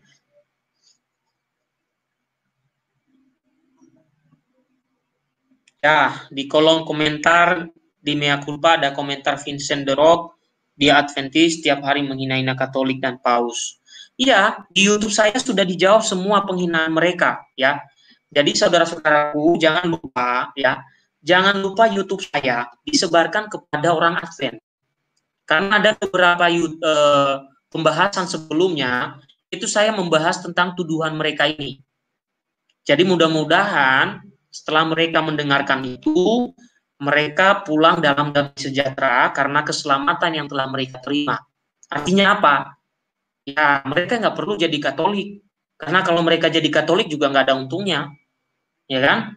Mereka lebih baik, ya, ajarkan saja ajaran Ellen G. White itu. Kalau perlu, ya hilangkan ajaran yang memfitnah kekristenan, entah itu Katolik, entah itu Protestan yang difitnah, entah kekristenan lain juga yang difitnah. Ya, itu yang perlu mereka buat. Tidak perlu menjadi seorang Katolik atau menjadi apa. Tapi yang perlu mereka lakukan, ya mereka jadikan buku The Great Controversy ini sebagai bungkus cabai paling tidak kan, supaya tidak disebarkan kepada orang. Padahal ya ajaran yang dimuat di dalamnya adalah ajaran yang tidak tepat. Oke, jadi dengan disebarkan kepada orang ajaran-ajaran yang salah itu namanya menyesatkan orang. Jadi kalau mereka sudah sadar, dengan menyebarkan YouTube di mana saya jawab mereka, Bapak Ibu, ada tentang Daniel 7, tentang Wahyu 13, tentang Vicarius Filii Dei, tentang Paus Antikristus, tentang Gereja Katolik Babel, pelacur besar, dan lain sebagainya, tuduhan-tuduhan semacam itu pernah saya bahas di YouTube ini. Silakan disebarkan kepada mereka ketika mereka menuduh. Mudah-mudahan dengan cara itu mereka bertobat. Bukan meninggalkan Ellen G. White, kasihan. Nanti kalau meninggalkan pengikutnya Ellen G. White kan kasihan. Gak ada lagi mata pencaharian dari pengajar mereka, kasihan kan. Jadi kita juga harus mengasihani mereka, ya kan, sebagai sesama manusia. Jadi yang perlu kita lakukan adalah memberikan penjelasan. Kalau mereka sudah mendengarkan, besok-besok tiba-tiba dia tetap menjadi penganut Ellen G. White, tidak apa-apa. Yang penting jangan fitnah yang nggak benar. Karena fitnah itu lebih kejam daripada pembunuhan, ya kan? Nah, tadi saya sudah menjawab tentang perbedaan 10 perintah Allah itu. Nah, saya sudah menunggu yang lain yang ingin bergabung, tapi belum ada, tidak apa-apa. Saya melihat dulu live chat ini. Kalau sudah selesai live chat ini tidak ada yang bergabung, tidak apa-apa, saya justru senang. Karena apa? Saya bisa melanjutkan apa yang bisa saya kerjakan setelah ini. Oke, shalom, selamat malam semuanya. Oke, selamat malam juga. Sampai jumpa. Shalom. Oke, wah. Saya pernah sekolah Advent di asrama Siantar. Dan paman saya Advent. Jadi saya tahu Ellen G. White fitnah gereja Katolik, Protestan, Lutheran, dan Calvinis. Wah, kalau sudah ada pengalaman ya buat apa lagi dibantah? Aduh, Wenwi. Orang sudah mengalami kok dibantah, ya kan? Kalau sudah mengalami ya berarti kan benar, ya kan? Nggak mungkin salah, ya kan? Nggak mungkin salah, benar berarti. Memang ya gereja dari Ellen G. White ini suka menghina orang lain, ya, menuduh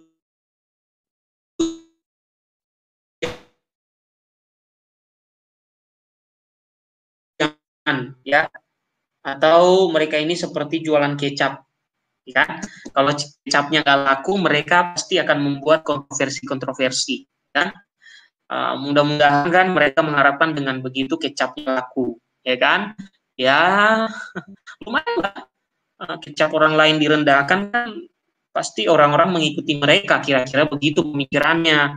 Tetapi bagi orang waras, waduh, ini kok caranya seperti itu, kok dalam pengajaran kok nggak membicarakan kebaikan yang harus dibuat oleh ajarannya, diceritakan orang lain, ya kan?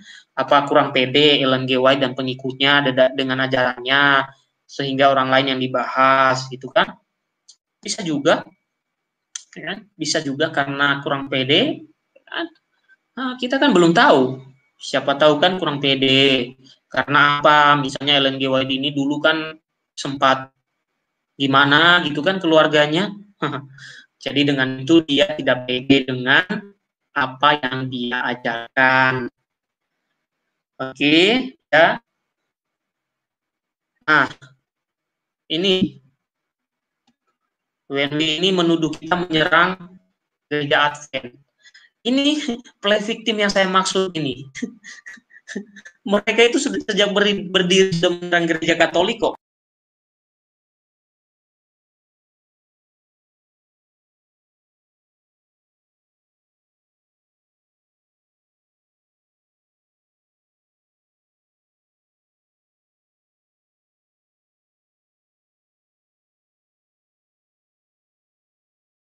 Itu sudah berdirinya kok. Ya. Sejak berdirinya sudah ada penghinaan Ellen G. White melalui buku terhadap gereja Katolik.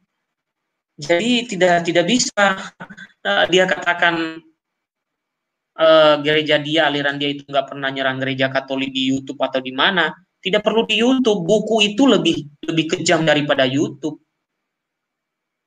Oh iya, suara saya manja ya.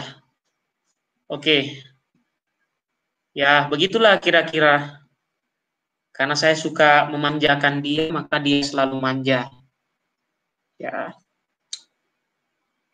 Oke, suara saya hilang-hilang. Oke, sebentar saya cek dulu ya.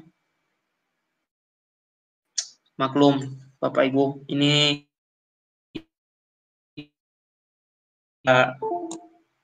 hanya saja tidak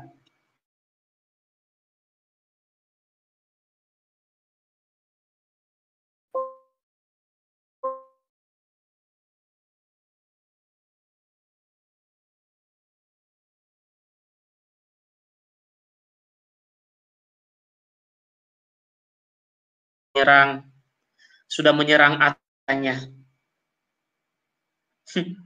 Ya, padahal kita menjelaskan tuduhan mereka, tapi dia putar balik kebenaran itu. Oke, tidak masalah. Kita tunggu kehadirannya di waktu yang akan datang. Mungkin waktu yang akan datang saya akan sediakan waktu untuk dia secara khusus ya. Oke, Bapak Ibu, sekali lagi kalau ada yang ingin bergabung, saya kira waktu saya juga tidak tidak begitu banyak ya untuk menjelaskan ini karena saya sudah selesai menjelaskannya. Tetapi kalau ada yang mau bergabung silahkan. Saya sambil melihat ya apa yang ditulis di komentar ini. Oke, ya itu tadi ya. Dia mengatakan kita serang mereka beberapa minggu ini, padahal mereka yang sering menyerang kita, bahkan melalui buku. Buku itu lebih kejam daripada YouTube ini. Buku itu masuk toko buku dibeli banyak orang, dilihat banyak orang. YouTube itu belum tentu juga orang lihat atau mendengarkan. Oke. Ya, itu tadi yang dia katakan bahwa kita ini menyerang, ya. Oke. Padahal kita itu bukan menyerang, tapi menjelaskan apa yang mereka tuduh. Gereja Katolik itu sebenarnya tidak pusing untuk menyerang orang lain, ya. Jadi tidak ada urusan. Gereja Katolik itu tidak haus dengan mencari umat sebenarnya. Karena gereja Katolik itu mementingkan kualitas, bukan kuantitas. Ya, saya beritahu aja, bukan saya menjelekkan orang lain, tapi saya mau menunjukkan aja bahwa kita itu tidak kebelet untuk mencari umat. Enggak kebelet. Gereja Katolik enggak kebelet cari umat kok. Ya, makanya jarang-jarang ada pembahasan seperti ini. Kalau tidak dari kalian sendiri yang menyerang kami, ya kan? Ya, perhatikan buku ini. Buku ini mengisahkan dan menulis ya tentang penghinaan terhadap gereja Katolik. Oke. Dia suruh saya membahas Joshua Tewu, dia tidak tahu bahwa kemarin saya bahas 2 hari lalu. Oke. Nah, ini benar ini. Ya. Advent itu dari pertama berdiri sudah menghina gereja Katolik, benar. Ya kan? Isi dari buku Ellen G. White itu ya itu yang pertama. Dia mengatakan bahwa gereja Katolik itu menghambat penyebaran gereja Advent. Saya kurang tahu bagaimana gereja Katolik yang abad pertama menghambat penyebaran Advent yang ada abad ke-19. Bingung aja sih. Kapan gitu? Nggak ada data sejarahnya. yang bercerita penghambatan seperti itu yang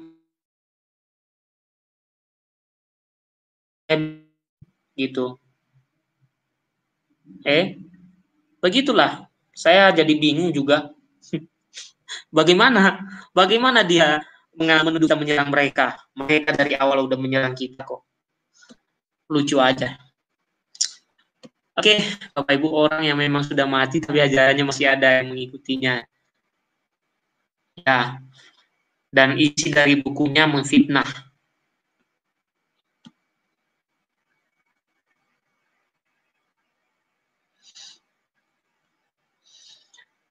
Oke. Ini yang lucu, ya. Ini yang lucu nih tanggapannya, bukan Advent aja. Kalian nggak usah bawa topik inilah, masa kegelapan, masa kagak tahu, semua denominasi di luar Katolik juga tahu. Alah, masa kegelapan. Anda sudah belajar sampai mana tentang itu?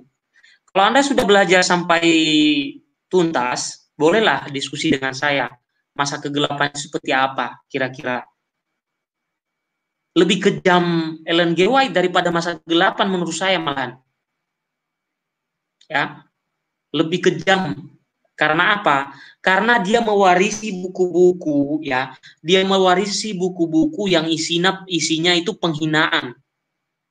Sementara masa kegelapan itu terjadi saat itu dan sekarang nggak bawa-bawa itu. Sekarang nggak ada sekarang seperti itu lagi. Masa kegelapan ada, kita akui. Tapi jelaskan dulu kegelapan itu apa maksudnya. Lalu konteks sejarahnya seperti apa? Adakah terkait dengan keagamaan atau tidak? Berapa persen kira-kira terkait dengan keagamaan? Nah, kalau Ellen G. White, itu dari generasi ke generasi, dia warisi buku. Dia warisi buku yang berisi penghinaan terhadap kekristenan. Entah itu Protestan, entah itu Katolik.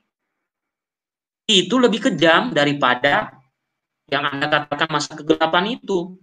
Itu lebih kejam. Kenapa lebih kejam? Karena dia itu bisa mewarisi dari generasi A sampai Z, kira-kira begitulah ya. Maksudnya dari tahun berapa ke tahun berapa dia mewarisi ajaran sesat itu. Dan itu dijadikan rujukan terus oleh pengikut dari dia, Ellen G. White ini, sejak awal dia berdiri. Itu yang lebih menyesatkan daripada yang Anda katakan tentang masa kegelapan. Makanya saya katakan sampai di mana Anda mengerti tentang sejarah masa kegelapan. Jangan-jangan yang Anda baca itu bukunya Ellen G. White juga. Lah dari tadi kita sudah tahu Ellen G. White menulis itu ngarang kok. Kalau Anda baca bukunya ya sama aja Anda baca karangan seperti komik. Untung aja bukan komik OBH, obat baru.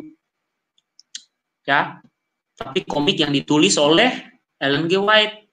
Kenapa saya katakan komik? Karena dia tidak punya referensi, dia tidak punya catatan kaki, begitu tebal buku itu tapi tidak ada sumber-sumber. Itu. Jadi sama sekali tidak ada hubungannya dengan masa kegelapan. Lebih ngeri masa Ellen G. White. Karena apa? Karena dia mewarisi tulisan-tulisan yang kontroversial, yang sepanjang zaman, sepanjang masa, kalau Advent ini tidak hilang, itu akan dijadikan sumber dari menyerang kekristenan. Jadi Anda jangan merasa play victim. Menuduh orang play victim, Anda sendiri yang play victim. Bagaimana itu ceritanya? Oke. Dionysius mau bergabung tapi sinyalnya oke. Halo, selamat malam Dion.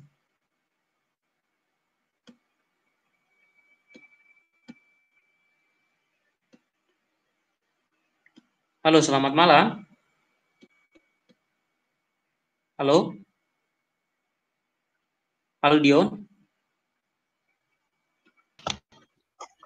Ya, halo.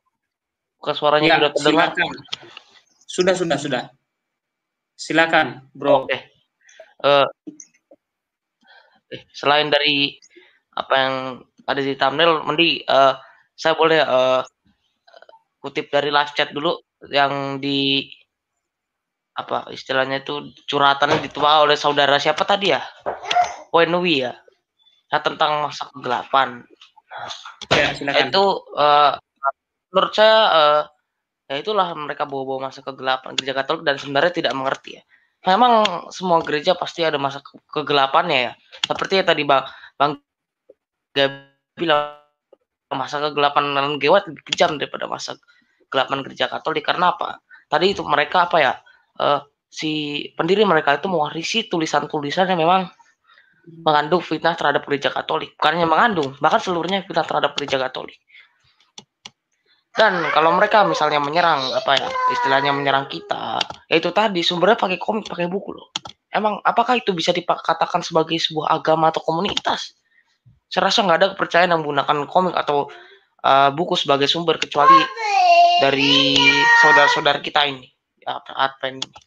Coba kita cari dari agama-agama dari luar ya, misalnya Kristen, Protestan, Katolik atau Hindu, Buddha, itu mereka punya kitab suci sendiri dan sumbernya pun juga bukan dari apa tadi komik atau buku. Itu kan lucu dari komik atau buku kan. Udah lagi isinya hanya karangan. Seperti tahu karangan nggak? Maksudnya karangan itu seperti hanya dikarang seseorang lalu dijadikan sumber. Kan ini menurut saya memang sesuatu yang sangat apa ya? Mau saya katakan sangat kontroversi gitu. Mereka mengambil sumber dari buku dan komik yang hanya karangan lalu dijadikan bahan untuk menyerang kita. Mana katanya itu sumbernya hanya Alkitab, sumbernya sola fide. Saya yakin mereka masih menganut sola fide ini karena mereka itu kan bagian pecahan dari gereja Protestan juga. Mereka kalau nggak salah saya baca itu dari pecahan Saksi Yehova ya. Saksi Yehova itu kalau kita telusuri lebih dalam lagi itu dari Protestan juga. Saya yakin mereka masih menganut sola fide itu, yaitu hanya Alkitab. Tapi mana buktinya hanya Alkitab, orang sumbernya dari buku dan komik. Saya juga pernah melihat debat antara orang Advent dengan orang Katolik. Dan itu menurut saya dia sangat bodoh. Kenapa bodoh? Argumennya itu mungkin dia bisa menyampaikannya secara apa ya, gak berani. Tapi isinya itu loh selalu biasa kutip dari buku dan komik yang asal-usulnya itu hanya karangan dan tidak jelas. Seperti yang dibilang tadi, si Ellen G. White menulis buku-buku itu, dia dapat sejarah dari mana? Sedangkan gereja Katolik yang memang sudah lahir dari abad ke-1 itu pasti mempunyai tulisan-tulisan dari zaman para rasul dahulu. Dan kalau saya lihat itu banyak tersimpan di Vatikan Roma sana, itu banyak catatan-catatan mengenai doktrin-doktrin gereja, ajaran gereja itu banyak tersimpan di situ. Lalu tiba-tiba muncul seseorang yang bernama Ellen ini. Lalu dia membuat komik dan karangan untuk menyerang gereja Katolik, menyerang kekristenan khususnya gereja Katolik. Apa yang bisa diandalkan oleh sosok seperti ini? Bahkan dia lebih jahat dari maling, dari pencuri, dari perampok karena mengambil sesuatu yang bohong atau hanya karangan dia sendiri lalu dipakai untuk menyerang orang lain. Itu lebih kejam dari membunuh menurut saya. Dan sangat bodoh. Seperti zaman manusia yang memang belum punya pikiran, yang hanya mementingkan diri sendiri. Yang penting agamanya itu tersebar. Walaupun memang agama si Advent ini tidak memakai kekerasan, tapi secara tidak langsung mereka memakai yang namanya kebohongan terhadap gereja Katolik itu tadi, haus akan umat. Kalau gereja Katolik kan tidak haus akan, mereka haus akan umat. Mereka celah sedikit mereka tuduhkan gitu. Celah sedikit itu maksudnya itu selain misalnya Roma Katolik nggak berjenggot atau itu pasti mereka tuduh juga, walaupun itu kelihatan nggak logis, itulah kebodohan mereka, suka menuduh. Saya juga mau memberikan sebuah narasi ya kepada yang di live chat yang orang Advent tadi dan semua Advent yang mendengar. Saya harap kalau mau menyerang gereja Katolik itu lihat sejarah dulu. Seperti yang tadi masa kegelapan. Masa kegelapan yang dimaksud itu yang mana? Lalu dia bilang nggak ada, bukan Advent yang di Indo. Itu buktinya Kalaupun memang pendirinya Advent dari Amerika ya kalau nggak salah ya Bang. Ellen G. White Ya. itu dari Amerika. Tapi Betul. penganut, walaupun dia sudah meninggal, penganutnya masih ada banyak di Indonesia, bahkan banyak. Kalau kita cari gereja Advent Indonesia tuh ada. Dan kebanyakan orangnya memang suka fitnah gereja Katolik. Katanya kita bisa lihat katanya S3 dokter apa giliran pakai sejarah mereka langsung mangap, mereka langsung mingkem mulutnya. Karena tadi tidak mempelajari sejarah dan ajaran gereja Katolik secara rinci dan jelas. Dan kalau kita harapkan mereka bisa begitu, tidak bisa. Karena apa? Sumbernya aja wong dari komik dan buku. Kalau mau pelajari ajaran atau doktrin gereja Katolik, mereka harus lihat apa ya? Dari sumber-sumber KGK, tradisi suci, magisterium, mereka harus lihat itu. Tapi kalau mereka lihatnya dari bukan komik, sampai mati, sampai kiamat pun nggak ketemu kebenaran. Jadi ayolah orang-orang khususnya dari aliran ini yang suka menyerang Katolik. Dari kemarin fitnahan dari gereja Advent ini apa ya? Sangat banyak ya. Kemarin Bang Gia banyak membahas dan saya memang juga sudah menyinggung pada mereka yang menghina gereja Katolik. Kalau mau menghina gereja Katolik itu sebaiknya jangan pakai komik dan buku, jangan seperti caranya Ellen G. White itu tadi. Kalau pakai sejarah dan memang dari sumbernya Katolik sendiri, mereka pasti tahu Katolik yang benar atau mereka pasti tahu menemukan kebenaran. Tapi kalau dari komik sama buku, mau sampai mata buta juga nggak bakal ketemu. Ini kita prihatinnya.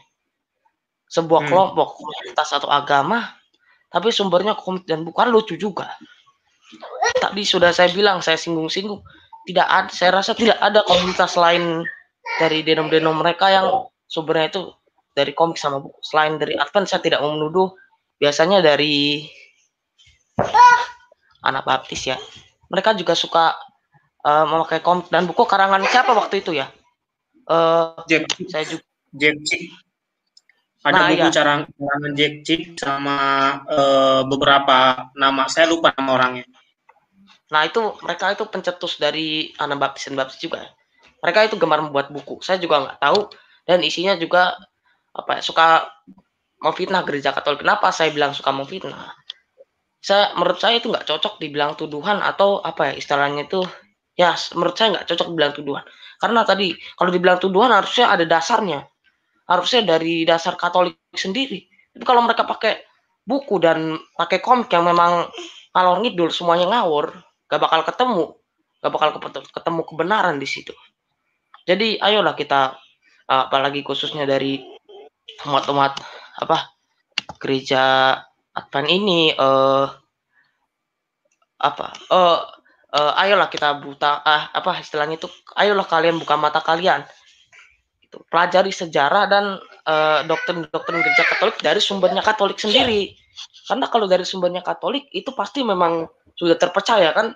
Kalau kalian belajar dari buku-bukunya Ellen G. White, kalian nggak bakal menemukan kebenaran di situ. Dan yang satu lagi, saya rasa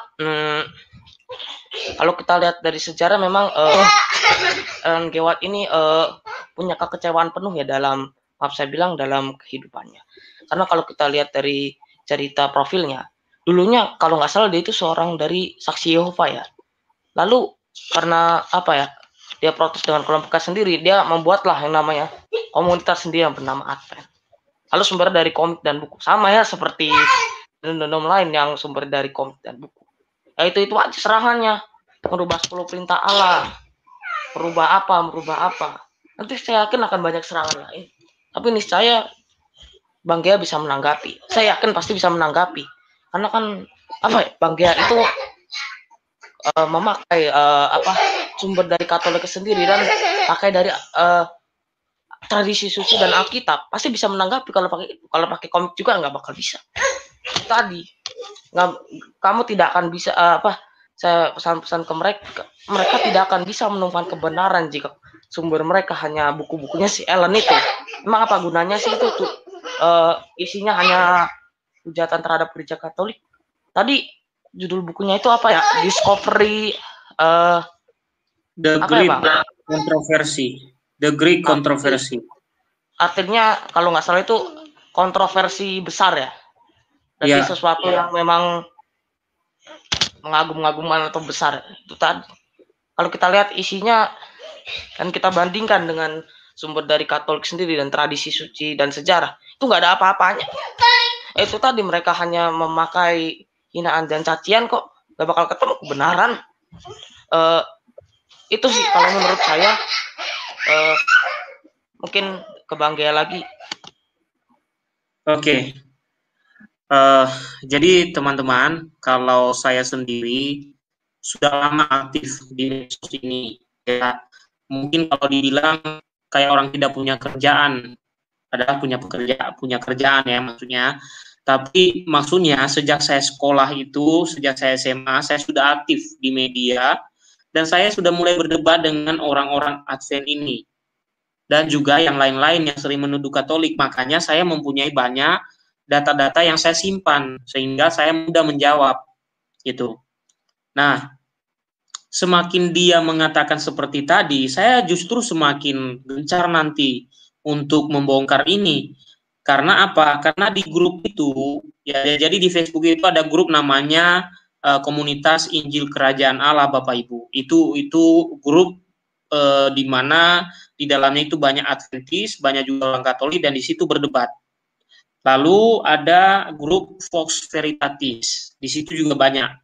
Jadi kalau tadi saudara kita yang satu itu dia play victim atau dia menuduh saya play victim, oh tidak, saya tidak play victim. Bahkan saya sudah menjawab di situ.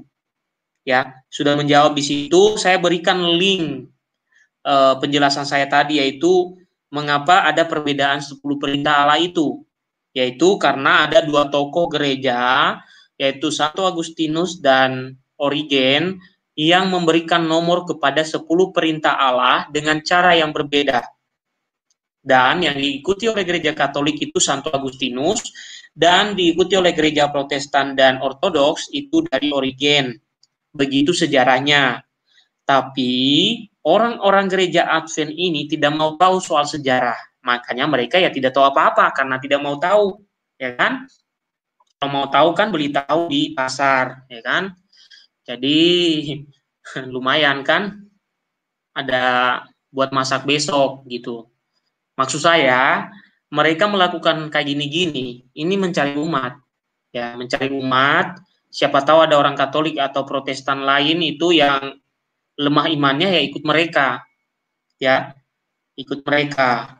Jadi intinya yang mau disampaikan oleh mereka itu ya cari umat sebenarnya. Nah, kalau kita coba saksikan buku yang saya tampilkan The Great ini, ya, The Great Controversy. Ini juga isi-isinya ya sama, membesar-besarkan, menghina-hina. Coba misalnya kita lihat saja pengantarnya. Ya. Oke. Ini about overview ya, information about this book. This ebook is provided by the Ellen G. White Estate. It is included in the free online books collection on the Ellen G. White Estate website. Ya, jadi ini informasi dari buku. Ellen G. White itu hidup tahun 1827 sampai 1915. Ya. Jadi itu tentang dia ya. Oke, ini tidak bisa di ini ya. Kita harus pelan-pelan, tidak bisa ditarik ke bawah karena nanti tidak terlalu cepat. Oke, tadi information about the book ya. About the Ellen G. White. Oke. Nah, lalu nanti di lain waktu saya akan coba bahas ya. Oke. Dari awal saja sudah mengklaim buku ini ya. Oke, this book reader is not published to tell us that there is sin and who and misery in the world. We know it all too well. This book is not published to tell us that there is. Nah, ini dari pengantar saja sudah pendahuluan saja kita sudah bisa melihat dari kata-katanya. Oke. Kemudian pengantar, ya. Coba perhatikan before, ya. Jadi dia menceritakan tentang Adam dan kejatuhan dalam dosa. Oke. Ini dia ceritakan, tetapi dia ngutip-ngutip, dia ya apa yang sesuka dia lah. Oke. Di lain waktu saya akan ini nyatakannya akan bahas ini. Saya akan melihat beberapa poin yang saya akan jadikan topik untuk dijelaskan nantinya. Oke. Jadi Bapak Ibu, sejak awal berdirinya memang sudah menghina-hina Katolik. Jadi kita tidak perlu dari pihak mereka juga play victim seperti tadi. Oke, seperti itu. Mungkin ada yang mau disampaikan oleh De Dionisius? Saya kira yang saya sampaikan cukup. Halo, De Dion. Oh iya, kalau yang mau disampaikan lagi saya rasa belum ada, kecuali dari Bang Gea seperti ada pertanyaan atau tentang Advent ini. Tapi kalau udah sampaikan saya rasa belum ada. Atau dilanjut dahulu. Oke. Atau dilanjut saja dahulu, karena saya belum. Oke. Ya, saya kira materi saya sudah selesai, De Dion. Ini closing statement. Tadi saya sudah jelaskan soal materi ini. Saya kira sudah cukup. De Dion, penutup, silakan.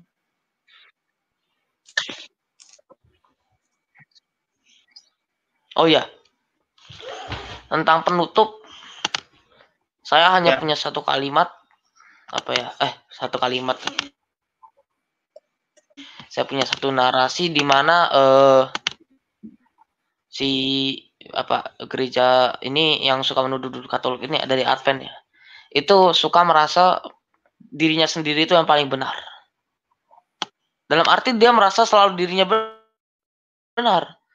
Mengapa saya katakan gereja Katolik nggak merasa begitu? Karena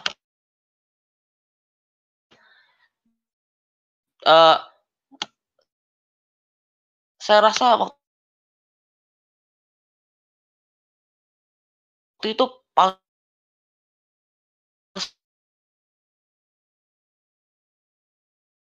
Franciscus, kalau saya lihat dari kita BBC, dia meminta maaf kepada orang-orang komunitas ini pribumi di Meksiko dan kepada orang Protestan, karena dia sadar di Meksiko itu salah. Pak Franciscus minta maaf loh. Mungkin karena Oke, saya.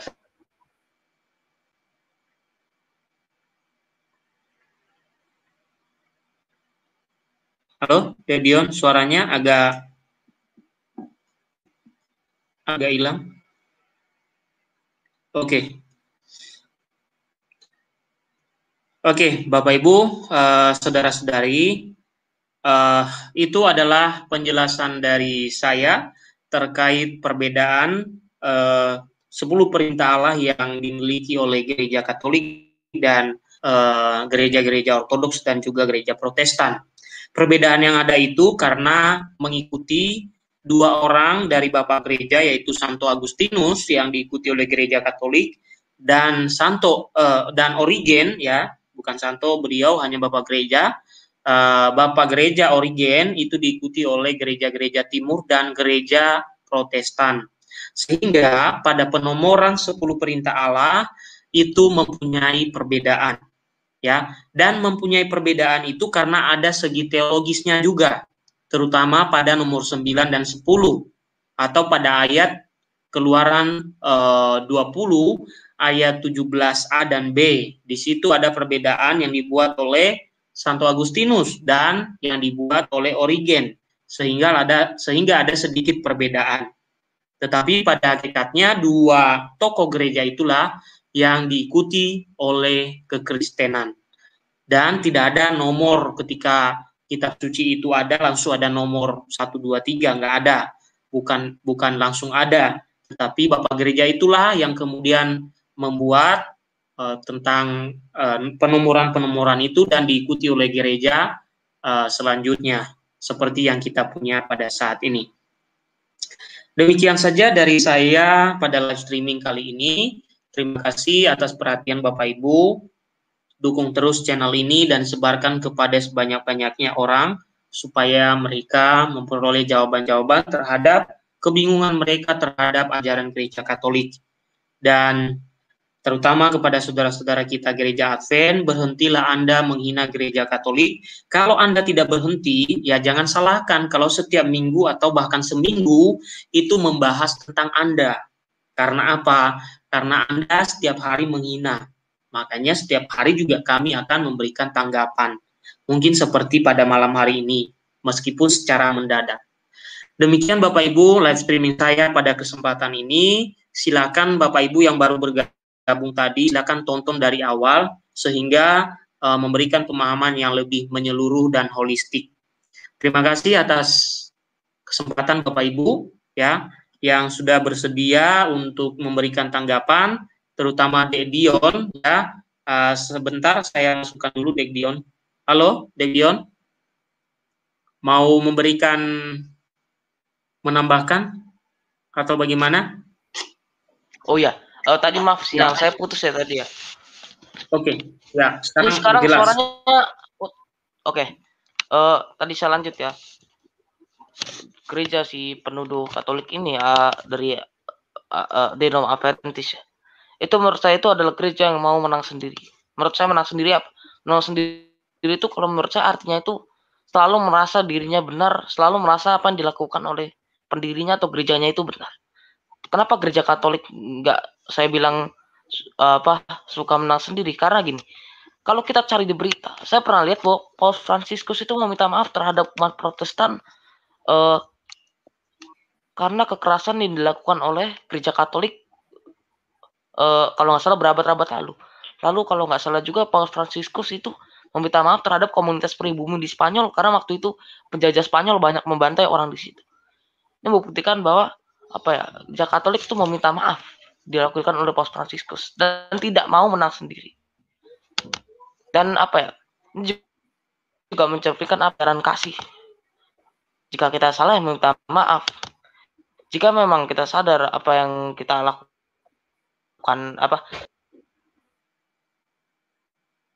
Oke, Dion terputus lagi.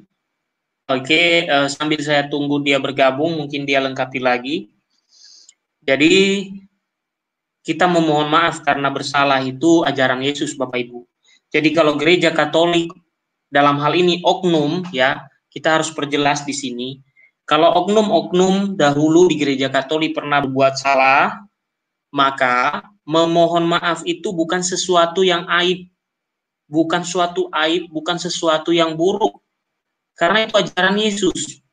Yesus mengatakan, ampunilah sesamamu supaya dosamu diampuni.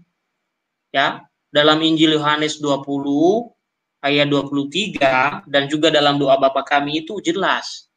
Ya, mengampuni dosa sesama supaya memohon ampun pada sesama supaya dosa kita diampuni atau sebaliknya.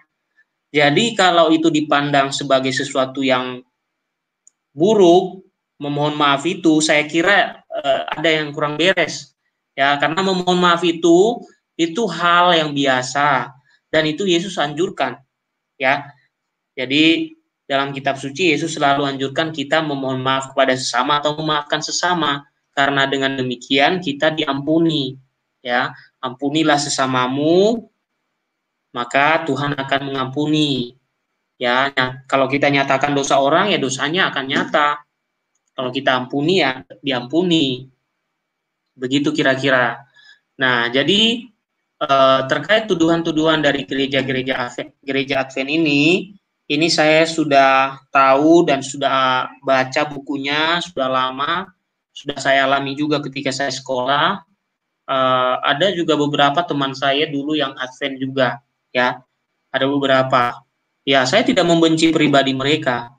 Yang saya benci adalah ajaran-ajaran yang tersebar melalui buku yang ditulis Ellen G. White, yang isinya itu menghina-hina, membuat pengajaran-pengajaran yang bukan menyatukan dalam arti di sini bukan memberi kesejukan, tapi justru memberikan ajaran yang membuat orang lain itu emosi, marah, tersakiti, ya.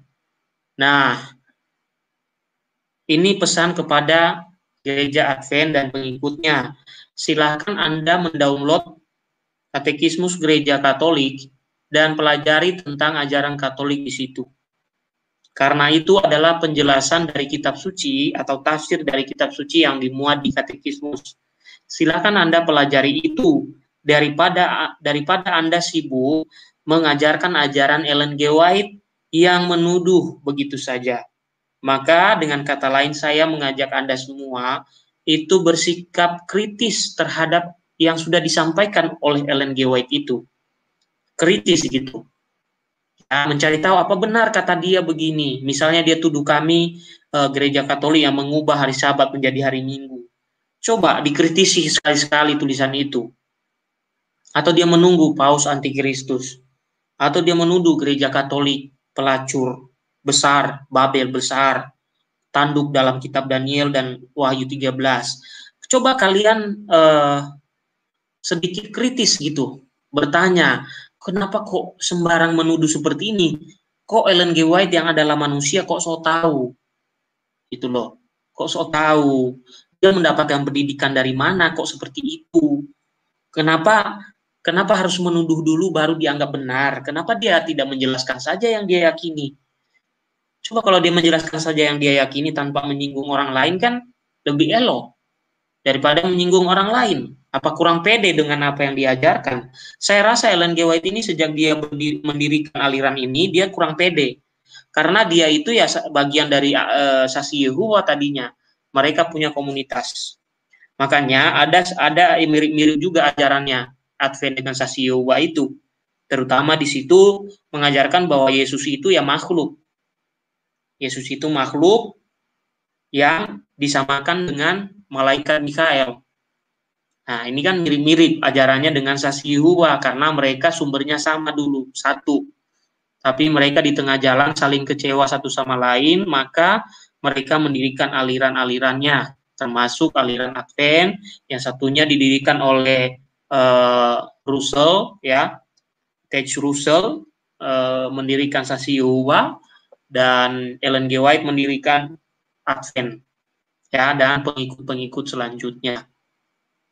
Saya kira itulah penjelasan saya, dan Dek Dion belum bergabung. Saya kira sudah cukup penjelasannya tadi, dan terima kasih atas perhatian Bapak Ibu yang telah hadir dalam live streaming ini dan menyaksikan penjelasan dari saya. Yang terlambat atau yang baru bergabung silakan ditonton dari awal supaya mendapatkan pengetahuan-pengetahuan yang kira-kira berguna. Yang tidak berguna silakan dibuang saja. Salam sejahtera untuk kita semua dan kiranya Tuhan memberkati kita. Shalom.